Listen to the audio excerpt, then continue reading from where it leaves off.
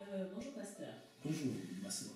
Alors, dans quelques jours, précisément le 8, 9 et 10 mai, vous allez parler d'un thème assez particulier. Comment réussir son mariage. Alors, qu'est-ce qui vous a donné l'envie de parler de ce thème? Pourquoi ce thème, principalement? Alors, je suis parti d'un constat. Juste après la création, Dieu a béni l'homme et la femme que Dieu a créés à son image. La Bible dit, dans cette bénédiction, il y avait le désir de Dieu, les souhaits de Dieu. Il y a aussi une mission que Dieu a donnée à l'homme et la femme. La Bible dit, Dieu a dit, soyez féconds, multipliez-vous, remplissez la terre, dominez-la. Il y a le souhait de Dieu. Il y a la mission que Dieu donne au couple. Et puis, il y a aussi quelque chose que Dieu demande au couple, c'est d'être le maître de la création. Qu'est-ce que maintenant nous remarquons aujourd'hui? Aujourd'hui, nous remarquons qu'il y a beaucoup de divorces dans le mariage.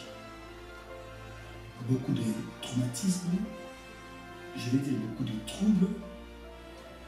Je vais dire, les gens ne sont plus heureux dans le mariage, alors que le mariage, au départ, c'était vraiment une bénédiction.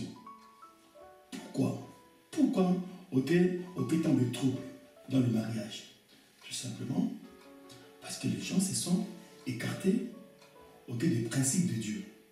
Car c'est Dieu qui a non seulement initié, mais c'est Dieu qui a institué le mariage.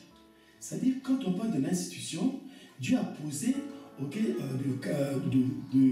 règles, des normes auxquelles le marié doit se soumettre, obéir pour leur bonheur, tout simplement.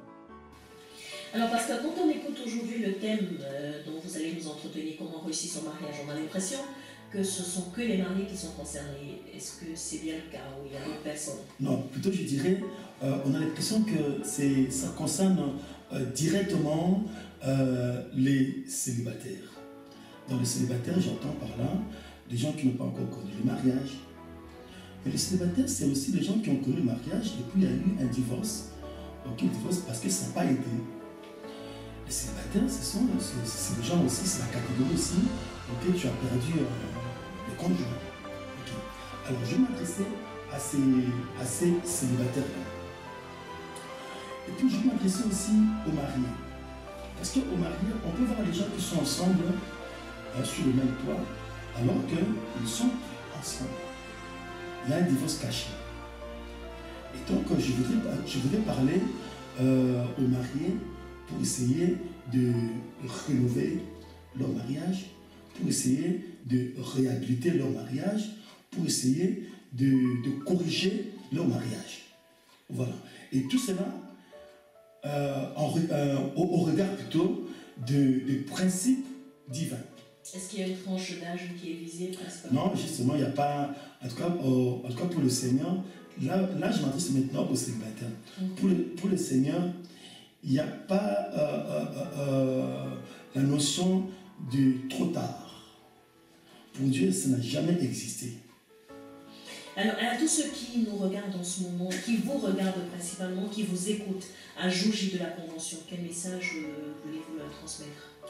Tout simplement, je voudrais ramener le concept du mariage à l'institution divine. C'est-à-dire ce que Dieu avait posé comme base.